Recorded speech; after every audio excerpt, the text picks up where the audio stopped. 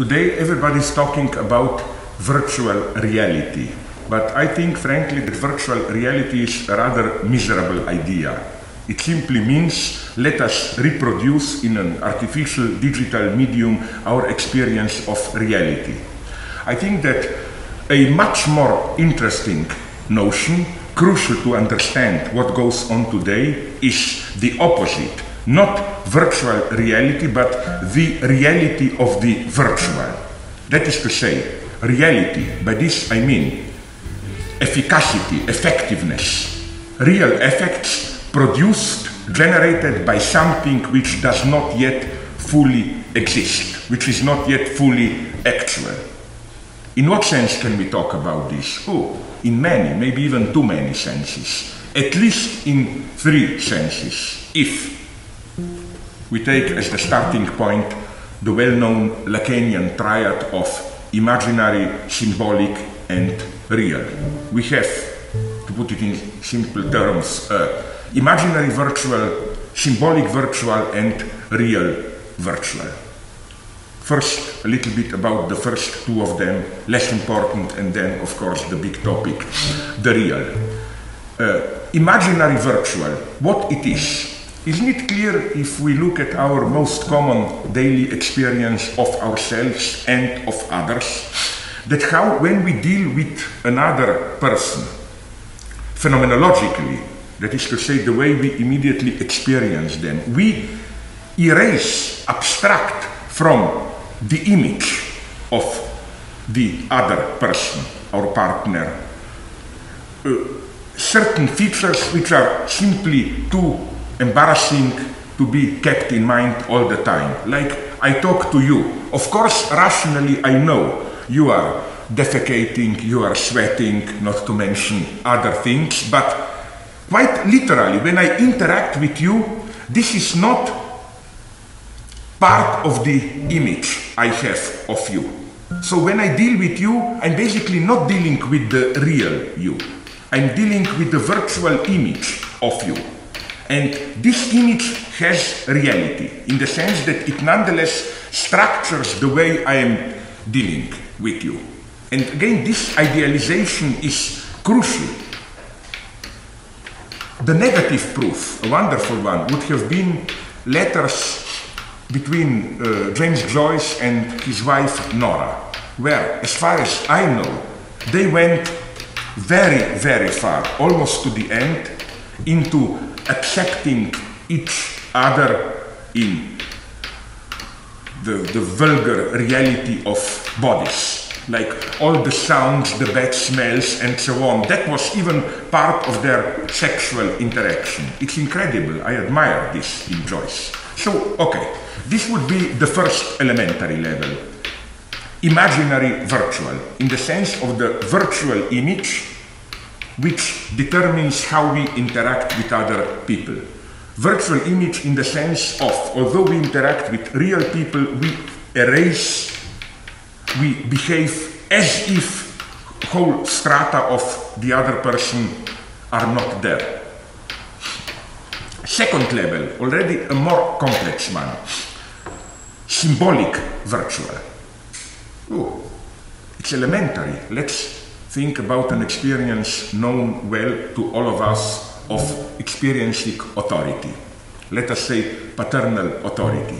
Isn't it clear that this authority, in order to be operative, in order to be experienced precisely, that's the nice paradox, in order to be experienced as actual, effective authority, it has to remain virtual. Virtual in the sense of a threat. If authority is enacted too directly, it is paradoxically experienced as a sign of impotence. Concretely, father who truly is an authority doesn't have to beat you or to shout at you and so on. It's just this look, a threatening look, and you obey.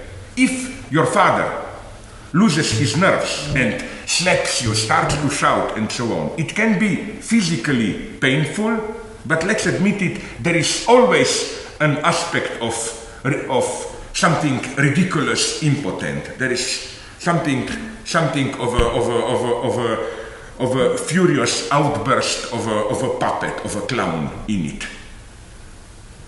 Again, this is then one clear example of how symbolic authority, in order to be operative, that's the paradox I want to emphasize, has to remain virtual. So it's not just it is actual already as virtual. No, it's actual only as virtual. If it's fully actualized as a realized threat, father beats you, shouts at you, it's self-destructive. It undermines itself as authority. Another example of how the virtual dimension is operative at the symbolic level would have been beliefs. Are we aware to what extent our beliefs today are virtual? By virtual, I mean, in this case, attributed to others, presupposed. They don't actually exist, they are virtual in the sense that nobody really has to believe. We only have to presuppose another person to believe. Elementary example, which I'm almost embarrassed to mention. If you are a father, a mother, small children, Christmas. Of course, if somebody asks you, do you really believe in Santa Claus Christmas? You would say, no. I just pretend because of the children, it's not to disappoint them. But then we know how the game goes on and on. If you ask the children, they say, no, we just play that we are naive, not to disappoint our parents and to make it sure that we get the presents and so on and so on. But it's not only with children, it's even with our political life, I'm tempted to claim. Now, in our so-called, wrongly so-called, I claim, because we believe more than ever, in our so-called cynical era, for example, I don't think anyone believes in democracy, but nonetheless, we want to maintain appearances. That is to say, there is some purely virtual entity whom we do not want to disappoint, who has to be kept innocent, ignorant, because of whom we have to pretend. So the paradox is that although nobody effectively believes, it is enough that everybody presupposes someone else to believe, and the belief is actual. It structures reality. It functions. Again, the paradox is here then similar as the one of authority. It's not only that a belief which is a virtual belief, not belief of an actual person, but always attributed to other, let's call it along Lacanian lines, the subject supposed to believe. It's not only that a belief already as virtual, as merely presupposed, already is actual. I'm tempted to claim that many of our daily beliefs, in order to function socially as beliefs, have to remain virtual in this sense. Because if we believe too immediately, then I think it's again self-destructive for an ideology. We no longer appear normal subjects, we appear idiots. Like we all know how it is when we encounter somebody who takes too directly his or her religious beliefs or political beliefs. There is something monstrous about somebody who directly identifies with it. It is as if he or she is no longer a real person. It is as if he or she turns into a kind of a puppet. So I hope now these two levels are relatively clear. The first two levels of virtuality, imaginary virtuality, symbolic virtuality. But now, of course, the true treasure is waiting for us, real virtuality. So, the real virtual. Well, the problem here, the catch, of course, is the notion of the real. So, this may appear boring, but we have to go again through the triad imaginary, symbolic, real. Because when Lacan defines this triad as the triad of a not, it means that they are literally interwoven in the sense that the entire triad is reflected into each of the three terms, which means, to put it bluntly, that there is, again, imaginary real, symbolic real, and real real. What would be the imaginary real? Images, but images which are so strong, so traumatic, that they are real, too strong to be perceived, but still images. Simply think about incredible, breathtaking catastrophes. Think about monsters. Think about precisely what in science fiction or horror is called the thing. Think about movies like Alien, these terrifying creatures too strong to be directly confronted, but nonetheless it's imaginary because it's an image which is too strong to be confronted. Even if you cannot confront it, we are still moving at the imaginary level. That would be the imaginary real. Then the symbolic real. It's simply, for example, scientific discourse, scientific formulas like quantum physics. Why is this real? For a simple reason. The minimum definition of the real for Lacan is that which resists symbolization, inclusion into our universe of meaning. And isn't it that precisely which happens, for example, with quantum physics? What is quantum physics? Formulas which work, experimentally confirmed, and so on, but we cannot translate them into our daily experience of ordinary reality. As we all know, this is what is so traumatic about quantum physics. We literally cannot understand it. Not in the sense that we, common people, idiots, cannot understand it, only a couple of scientists can. Even they cannot.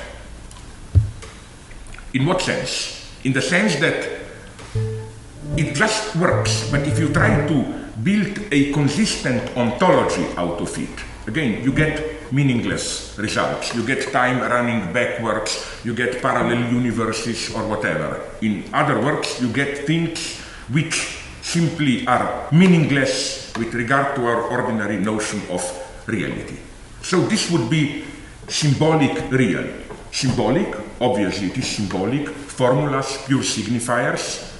They function, it's a functioning machine, but meaningless. We cannot make any sense out of it. We cannot relate it to our experience, which is why we try so desperately to do it, which is why we try to invent metaphors to imagine quantum universe, but it cannot be done.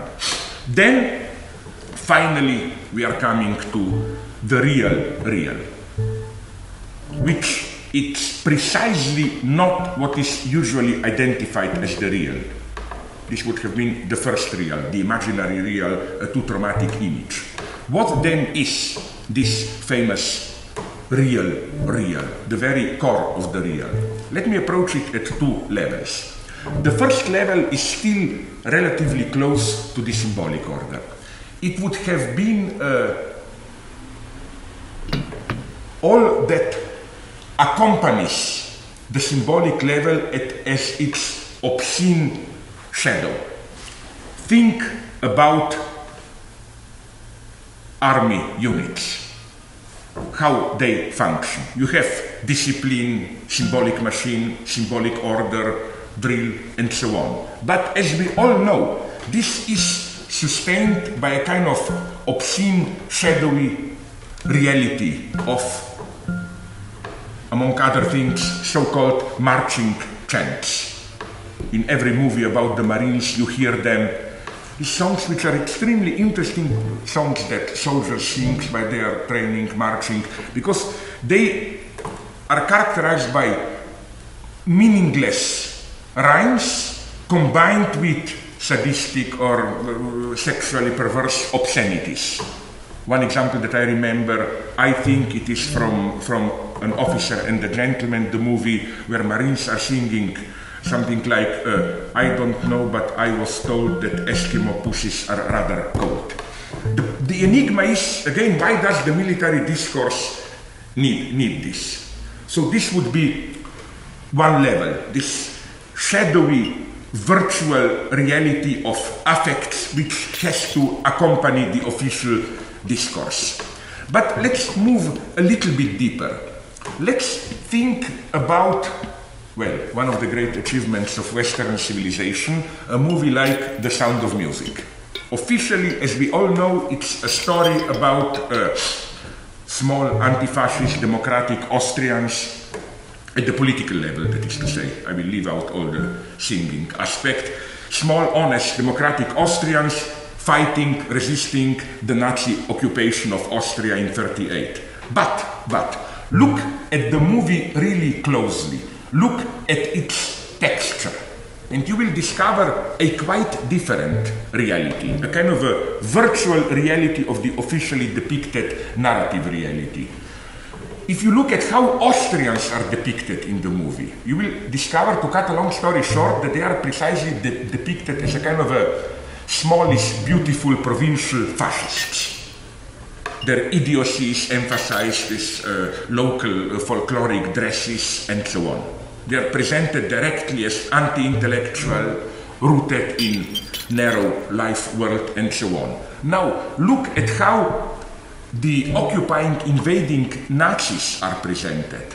They are not mostly soldiers, but managers, bureaucrats, exquisitely dressed, with short mustaches, smoking expensive cigarettes and so on. In other words, almost a caricature of cosmopolitan, decadent, corrupted Jew. So that's my point. At the level of simple narrative reality, we get one message: democratic resistance to Nazism.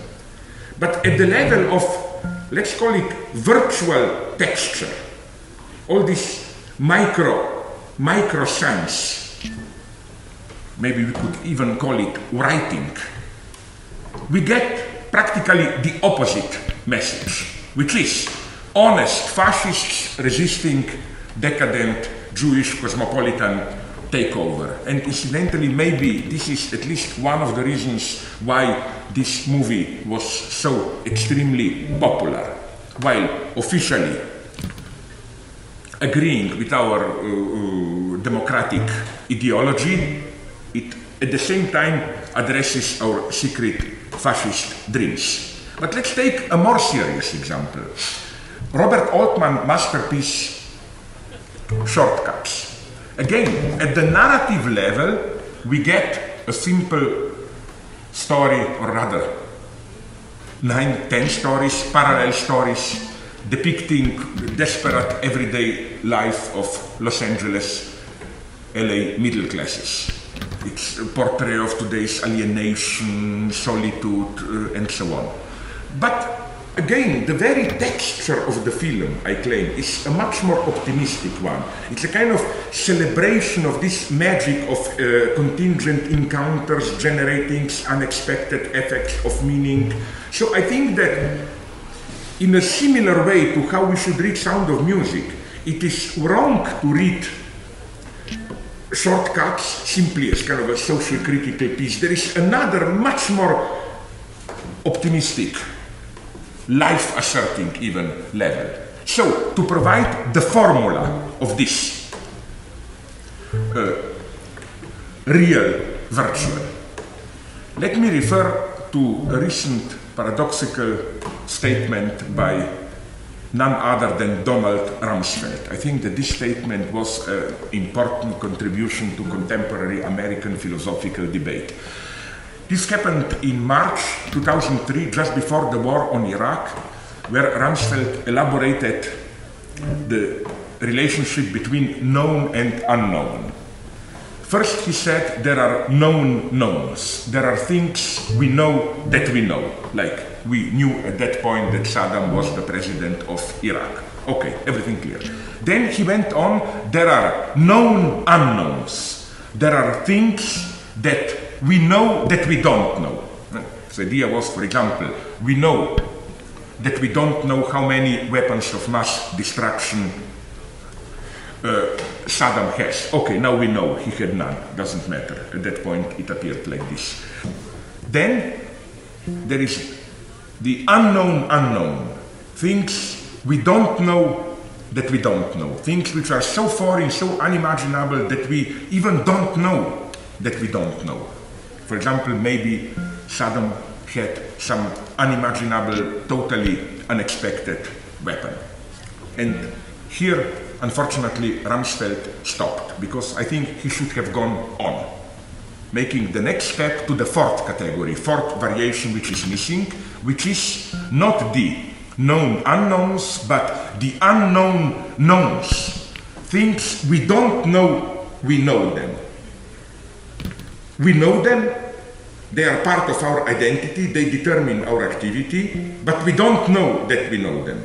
This is what in psychoanalysis, of course, is called unconscious. Unconscious fantasies, unconscious prejudices, and so on and so on. And I think that this level is crucial. To refer to previous two examples from movies, in The Sound of Music, what we directly know is that it's a movie about anti-fascist resistance of modest, honest Austrians. What we don't know that we know is that it's also the opposite. That is the movie about fascists resisting the Jewish takeover. And the tragedy of today's American politics, I think, is that precisely they are not aware of these unknown knowns, which is why there was a deep truth in one of the statements of that unfortunate Iraqi Minister of Information.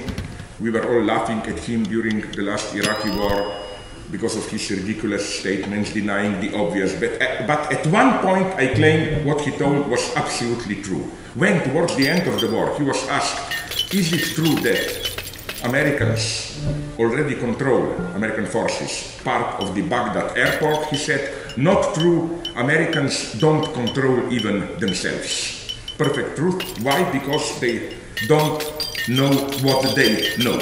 And this, what you don't know that you know, controls you, but you don't control it. Okay, so now we come to the really real core of the real, much more fundamental than this still symbolic real, but which paradoxically is at the same time the most virtual real. It is what? Let us think about attractors in mathematics or in physics. For example, you have small pieces of iron and you throw them around a magnetic field.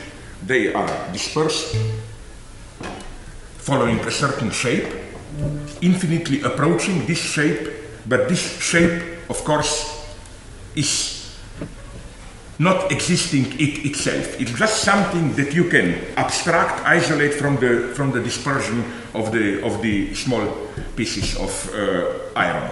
That's the idea of virtual real. It's a shape.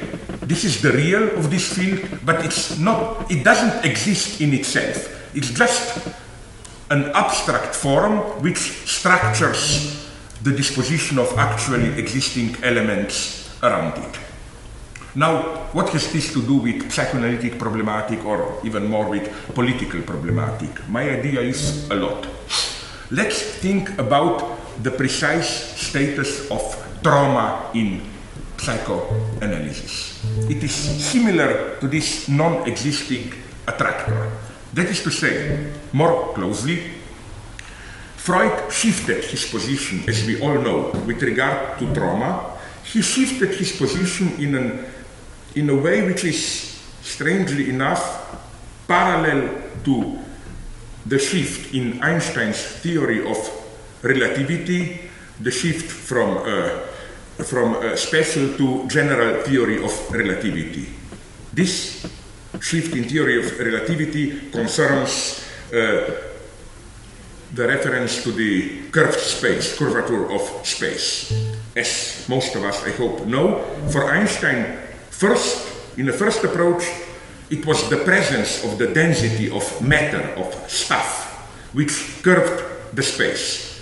Space was originally perceived as empty space, abstractly was symmetrical, non-curved, then the presence of staff curves it. But then, in a second step, Einstein accomplished a wonderful reversal. He just turned the terms around. It was not the presence of matter, of stuff, which curves the space. It was, on the contrary, the curvature of the space which was primordial. And what we perceive as matter is just a kind of a reified, fetishist misperception of a purely formal curvature of the space. And I claim it's exactly like this in the psychoanalytic notion of trauma. In the first approach, Freud imagined trauma as some kind of dense, raw presence of some real which brutally intrudes into our symbolic space and curves it. Quite literally. Let's imagine that I have my well-balanced symbolic space, then something traumatic happens to me. I'm raped, I witness a terrifying event, I'm tortured, whatever. And because of the traumatic impact of this event, my symbolic space gets curved. Some things can no longer be symbolized. The function of those symbols has to be taken over with other symbols. There is a kind of imbalance. There is a gap in my symbolic space. This would be the first approach. But then Freud noticed some strange things. What things? Let's recall his best-known analysis of Wolfman. The traumatic scene there, of course, is the small child, Wolfman, witnessing the parental coitus a tergo. But let's look at it in a much more precise way. What effectively happens there? It's not that this was simply a trauma. As a small 1.5-year-old child, Wolfman did not find anything traumatic in this scene. He just perceived it and stored it. It was 3-4 years later when Wolfman started to develop his theories, infantile theories of sexuality, and because he was not able to account for sexuality, in other words, because the symbolic space of his sexual theories was curved, it is only at this point that he resuscitated the traumatic scene. So, I think in clear parallel to Einstein, we can see how here it's the other way around. The primordial fact is not some brutal intrusion of the real, of a traumatic real. The primordial fact, and also the primordial real, is a purely formal imbalance. The symbolic space is curved, it's cut across by an antagonism, imbalanced, and so on. And to account for this, you need a reference to some real, which is, of course, the real in the sense of the traumatic appearance. It's a lure here, a trap. So what does this notion of the virtual real as trauma as virtual, what does this notion mean for politics? Can this serve us in order to analyze political ideological phenomena? Of course. Let's just recall how anti-Semitism functions. In its fascist version, anti-Semitism, or rather the figure of the Jew, the Jewish plot, is precisely an external trauma which brutally intrudes, disturbing social balance, curving, as it were, the social space. Society was supposed to be harmonious, balanced, then Jews intervened, distorted its, as it were, natural order. But of course, here at least we should be Marxist and turn things around. It's not that there is disorder, antagonism, disintegration, class struggle because of the Jews. Class struggle, or more generally social antagonism, comes first. That is to say, social space is in itself already curved, imbalanced. And in order to imaginarily, in an imaginary way, account for it, we invent the figure of the Jew. That is to say, we project the cause of it into the figure of the Jew.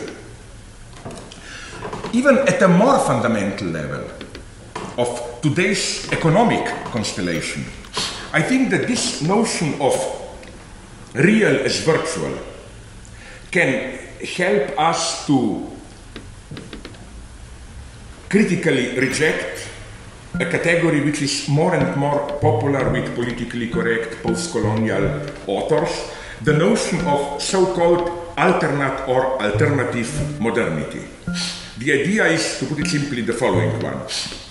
Of course, there are inconsistencies, antagonisms, repressive potentials in the notion of modernity, which ultimately means, of course, capitalism as the force of modernity. But, so the story goes, these antagonistic, repressive elements are not part of the very concept of modernity, but are only limited to the Anglo-Saxon, West European model of modernization. Why then should there not be other alternate modernities where you can have modernization but without these alienating effects which characterize Western European process of modernization, without socially disruptive processes, without alienation, without exploitation, without ecological catastrophes, and so on and so on. And then, of course, it's free for grab. Anybody can have his or their own modernity. You can say we can have then Latin American modernity as alternate modernity, we can have African modernity, we can have Asian modernity, whatever. So what is the problem with this approach, which is basically an approach of historicist nominalism? Because the underlying logic is that infamous pseudo-deconstructionist logic of there is no modernity as such. There are only particular modernities, like West European, African, Latin American, and so on and so on. Of course, this is true. The problem is elsewhere. The problem is that through this nominalist reduction, again, by claiming that only particular modernities effectively exist, the site of antagonism is reduced to only one particular modernity. It is no longer modernity as such, which is characterized by antagonism imbalance.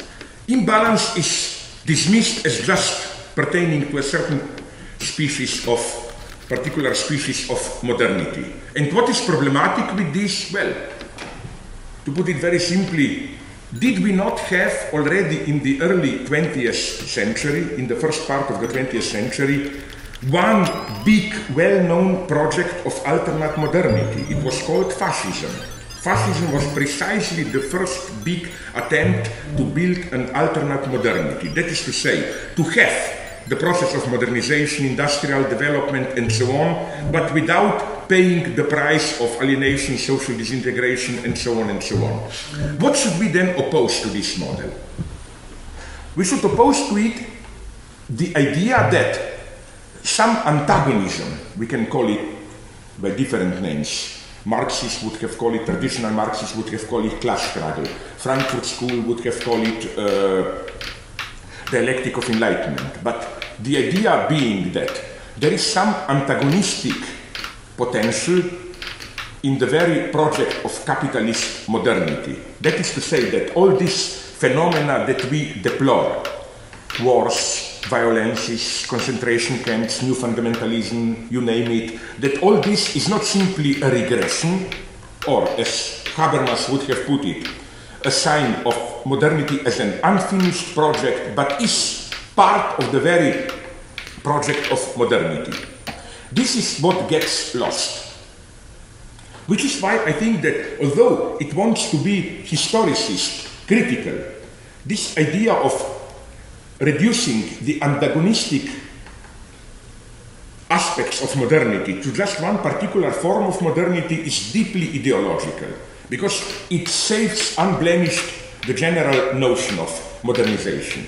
What we should insist on is, on the contrary, as I've just said, that there is an antagonism inherent to the very universal notion of modernity. And now I'm coming to my point, so that the particular species of modernity are not just examples or exemplifications of their universal genius, of their universal notion, but they are in a way reactions to it. They fight it.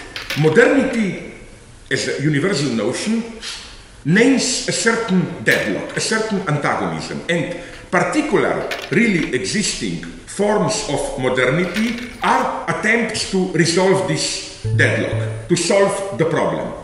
Liberal capitalism, as one form of modernity, wants to solve the deadlock of modernity in a certain way through market freedoms and so on. Fascist modernization in a different way. Latin American modernization in a different way.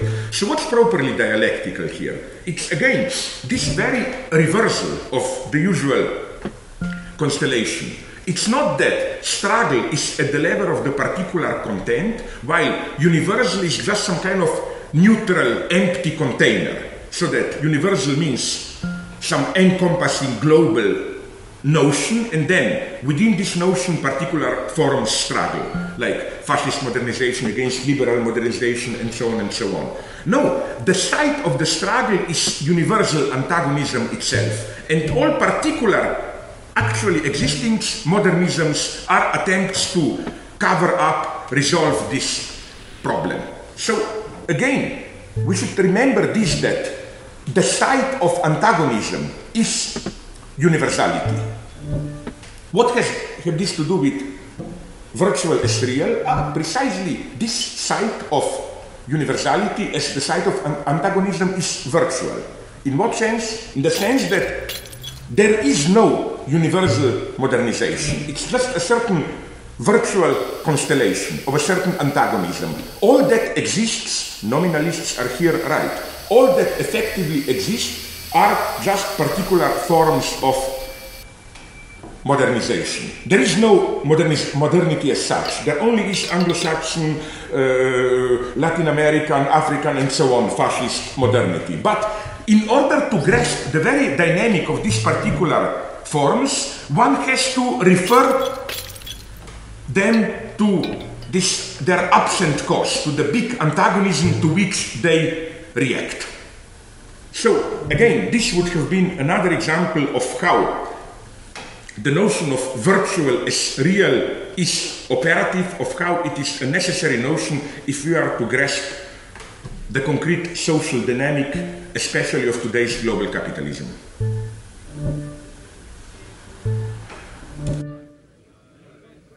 So the conclusion to be drawn from all this is that the category of the real is ultimately a purely formal category. It's not a category of some formless content, disturbing order. It's a pure structural gap. It's an entirely non-substantial category. It's, if we may put it in these terms, it's a difference, but a pure difference. A pure difference in the sense that it's a difference which is paradoxically prior to what it is the difference between. So it's not that we have two terms and there is a difference between the two terms. Paradoxically, the two positive terms appear afterwards as attempts to dominate, cover up the tension and so on of this difference. Again, how can this be? Another simple example, just to illustrate this logic, the political distinction, I know it's half forgotten today, nobody wants to hear about it, but nonetheless, the distinction between left and right. The first thing that strikes the eye about this distinction, if we take it seriously, is that it's not just a distinction within a certain social whole. It's not that in a certain society, if we take into account all political forces, we can say these are right-wing forces, these are left-wing forces, and then all the intermediate phenomena in between, center, center-left, center-right, whatever you want. It's different. It is that if you ask a right-winger how is the entire social field structured, you will get a totally different answer than if you ask a left-winger, or, for that matter, if you ask a centrist. To simplify it, a right-winger will tell you that society is an organic, harmonious unity, at least the traditional right-winger, and that left radicals are external intruders. What is anathema for a radical conservative is the idea that there is an antagonism, an imbalance inscribed into the very heart of the social edifice. For a left-winger, the struggle is admitted as central. So again, the point is that there is no neutral way to define the difference between left and right. In itself, it's a void. It's just that you can approach it either from the leftist or from the rightist point of view. And incidentally, for Lacan, it's exactly in the same way that also sexual difference functions. Sexual difference is not a difference between the two species of humanity in general, but it's the within, from the male perspective, sexual difference itself appears in a different way than from the feminine perspective. So again, difference paradoxically comes first. Crucial philosophically is this, let's call it pure formalism. And against the reproach that we are dealing here with some kind of idealism, isn't matter in its positive inert presence primordial, I think that we should reject this reproach and precisely insist on this notion of, how should I call it, purely formal materialism. Materialism is materialism of the difference. The minimal feature of materialism being that there is a pure difference, that there is a crack, an antagonism within the order of the one. That the primordial fact is pure self-difference. I'm very precise here. Self-difference and not any kind of these mythological polar opposites, feminine, masculine, light, darkness, yin, yang, and so on. I think that here radical materialism should be even critical towards Deleuze, Gilles Deleuze, who likes to assert some kind of primordial multitude as the ultimate ontological fact.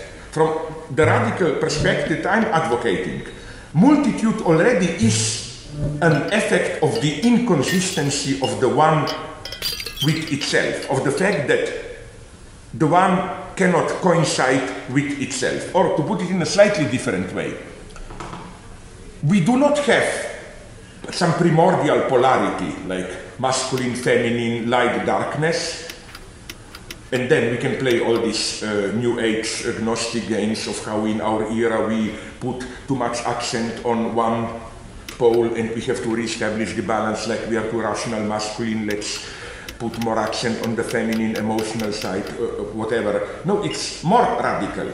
It's as if, as Lacan puts it, the binary signifier is primordially repressed, which means the second element is always missing, and this lack of the counterpoint. We have one, but we don't have the accompanying other. And this original imbalance then sets in motion the generation of multiplicity. Again, extremely simple example from one of the early movies by Woody Allen, I think it's Love and War, a kind of a parody on Tolstoy, where, again, the whole movie topic focuses on topic of Tolstoy. So, of course, our first enigma is here, where is Dostoevsky, the other natural supplement to Tolstoy. There is no Dostoevsky, so what happens in the movie as a kind of a return of the repressed is that in one wonderful short scene, when two main characters talk with each other, all the big titles of Dostoevsky novels emerge. Like, do you know what happened with that idiot? Ah, you mean one of the Karamazov brothers? Yes, he did his crime, it was punished, then he went underground, turned into a gambler, and so on and so on. So, the lesson of this is, ontological lesson, is one cannot coincide with itself, pure difference. Because of this pure difference, as a secondary effect, the multitude explodes. Got it. Oh, you won? Good. So, That's cool. against the usual reproach, it's not idealism. I would say that today it is rather idealism which is materialist. today's opposition, I'm tempted to claim, between materialism and idealism is that today's idealism, or rather spiritualism, clings to this famous density, inertia of experiments, of matter, of earth, of the stuff. No wonder that the greatest, arguably, spiritual movie director, the Russian Tarkovsky, was at the same time practically obsessed by the topic of inertia of matter, density of matter, matter in decay. In his films, when heroes are praying, they don't pray looking upwards. They pray by sometimes literally immersing their heads into mud. Also getting a shitload of experience. So I think the thing to do today is to oppose to this kind of spiritual materialism, the pure formalism of true radical materialism, which is why, for me, quantum physics is ultimately a deeply materialist theory, where you don't need any positivity of matter. I'm sure You they'll can come do out with everything some. with purely formal oscillations and so on. So again, back to this central insight that difference comes first. Difference, how to think a difference which is prior to the elements it is the difference of. Immanuel Kant, in his in his early writings, introduces here a crucial distinction. A very strange but clear distinction. A distinction between negative judgment and indefinite judgment. That is to say, as Kant puts it, it is not the same thing to say you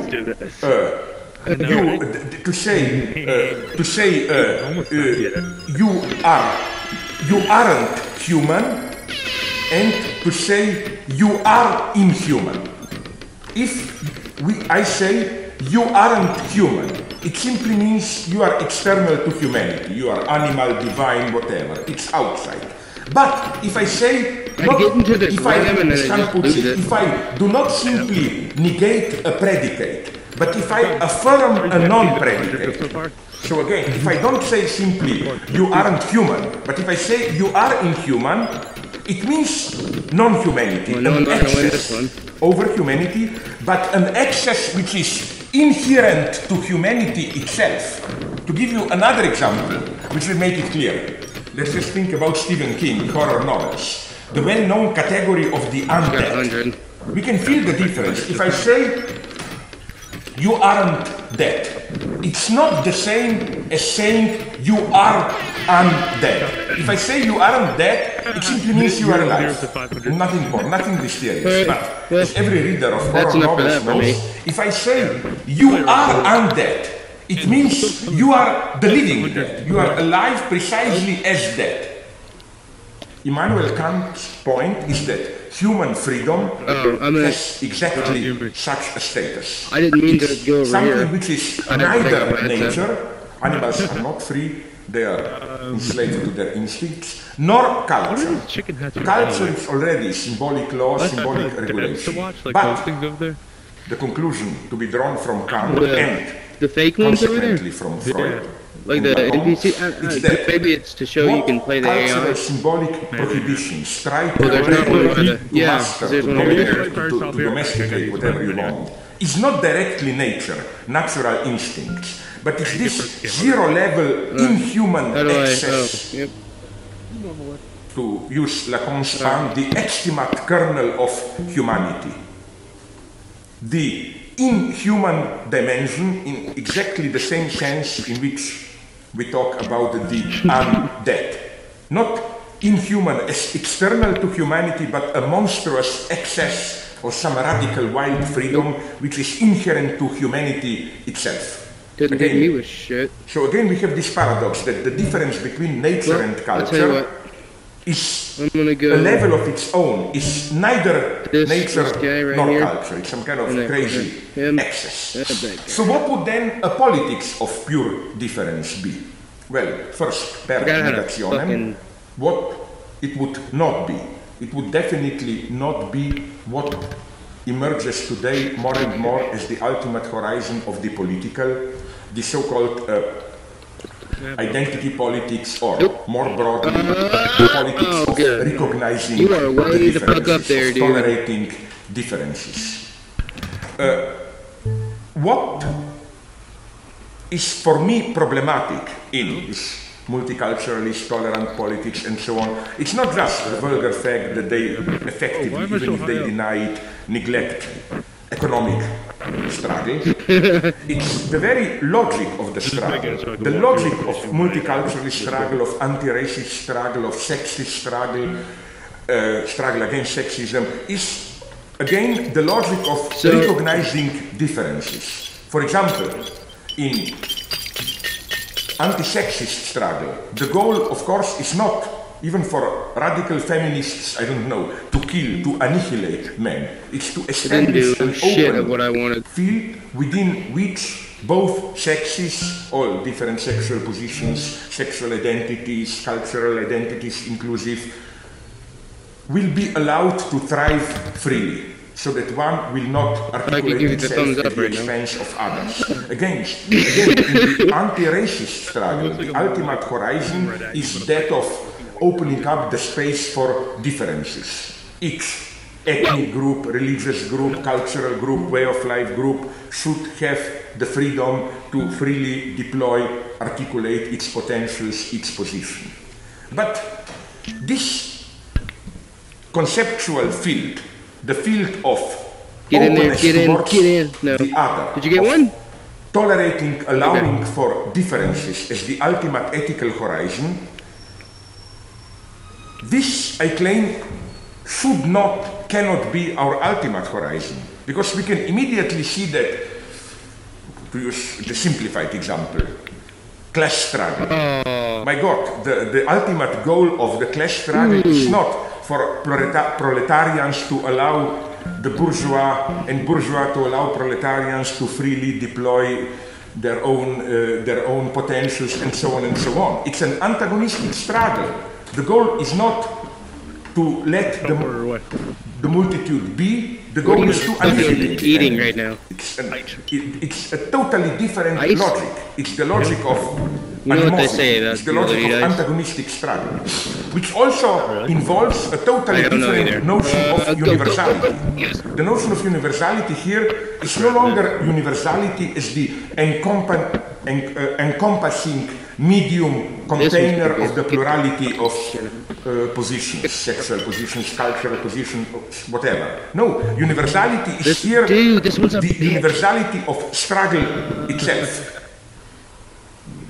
There is also a central paradox to this struggling position. The position of struggle does not mean thank God, I saw that on the Steam discussion that there was a particular identity and the abandonment of the universal notion of truth. The abandonment of universal notion of truth goes very well with multiculturalist politics, where you can say everybody has the right to narrate its own version of truth, there is no global truth. No, our position should be there is universal truth. There always is one universal truth of a certain situation. But this truth is accessible only from a specific, partial, engaged in the struggle standpoint. So it's not that we arrive at the universal truth by abstracting from our particular engagement, from our particular interests, the idea being each of us has its own interests, positions, but the truth of a situation emerges when we can step, as it were, outside ourselves and look at the situation more objectively, the way it really is.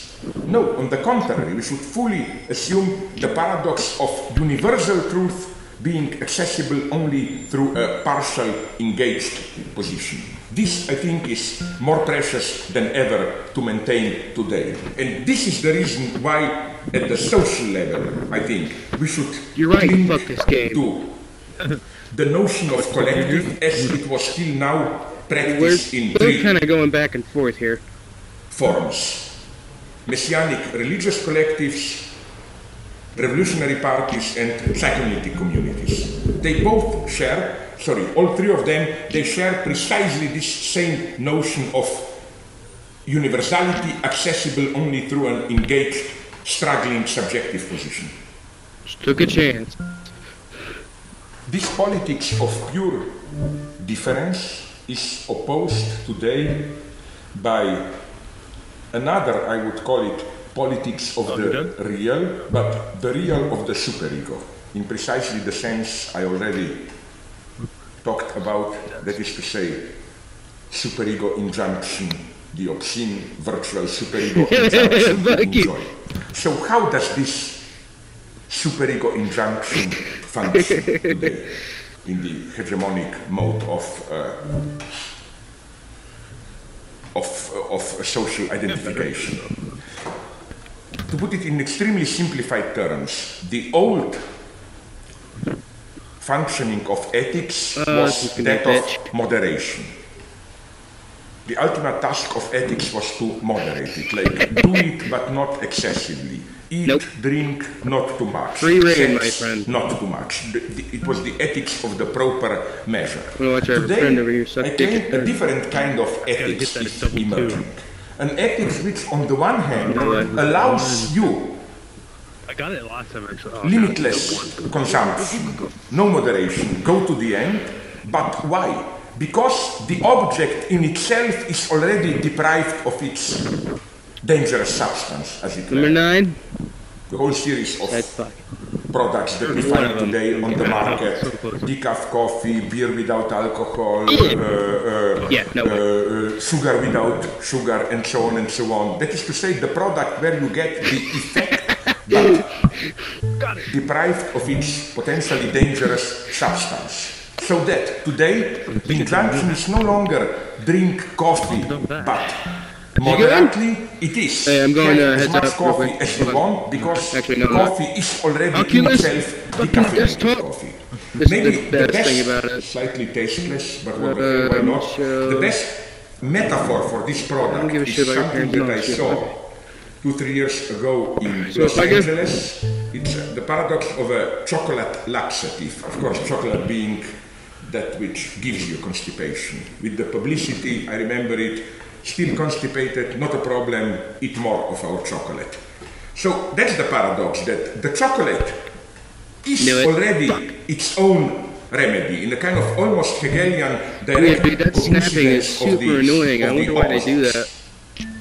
So why is this interesting?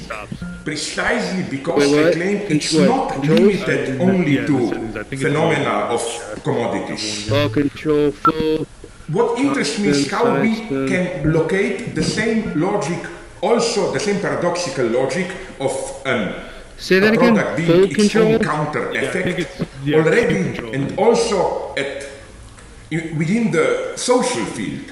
For example, let's take the big topic of tolerance. What does it mean? I claim it has precisely the structure of chocolate. Oh, it's my shit, sorry. That is to say, tolerance is a mode of appearance of its own opposite, of intolerance. Because what does it mean, tolerance today? It means tolerate the differences, which again means don't harass me. Tolerance means tolerate me, means so don't what harass were you saying me. What then? does it mean, don't harass me? It means precisely don't come too close to me. If you come too close to me with your excessive enjoyment, you disturb me, you harass me. Oh so yeah, that would be nice. Then this idea that practically everything can be a form of harassment. I look at you, it's potential sexual harassment. I speak too loudly, it's verbal harassment, whatever. Everything, every over proximity of another human being can be potentially a form of harassment. And I think that this fear of harassment is precisely fundamental form of intolerance today. And so, again, I claim that when we talk about tolerance today, it means precisely tolerance as avoiding harassment, which means intolerance. It means let's tolerate each other. You missed that shit. You missed it. Keep from I'm so mad at you. From You missed each it. other. 12 ball, that went back here. So now I'm on the 8. Laxative phenomenon. 8 ball, that corner right the way here. we deal with wealth today. The exemplary figure today for me here is somebody like George Soros. Half the day he engages in the most ruthless financial exploitations, ruining the lives of hundreds of thousands, even millions. The other half, he just gives part of it back. So the morning is chocolate, the afternoon is laxative, like involving all these human aid programs and political democratization and so on and so on. So again, instead of simply not engaged in ruthless speculation, he does it, but then includes counteraction. And even more radically, is it not exactly the same with war today? I think that Ulrich Beck, the German sociologist, was well justified in inventing the term militarist pacifism or humanitarian militarism. For what goes on today, where all the wars are declared as wars for peace. It's not only that their ultimate goal is defined as to bring peace into Iraq, to remove the threat of war, and so on and so on. It's even more radically. It is that the war operation itself resembles more and more a kind of humanitarian intervention to help the people there. If you read, for example, the recent justification of attack on Iraq, it's not so much that Iraq was attacked in order to remove the threat to the Western nation of Saddam. It was in order to help the Iraqi people, and so on and so on. No wonder then that the ultimate chocolate laxative, no wonder that the concentration camps,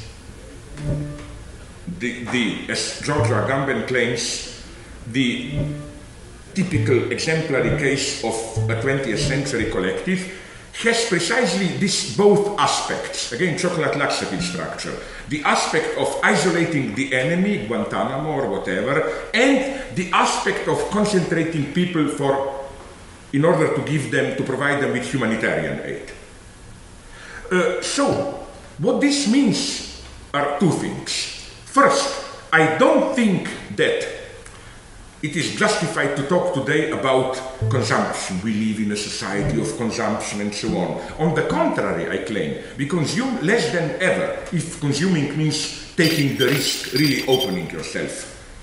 Which is why, incidentally, we are so afraid of smoking. I claim it's not simply medical results and so on. What is so terrifying in smoking is somebody really consuming the smoke with all the dangers this involves. I think that the true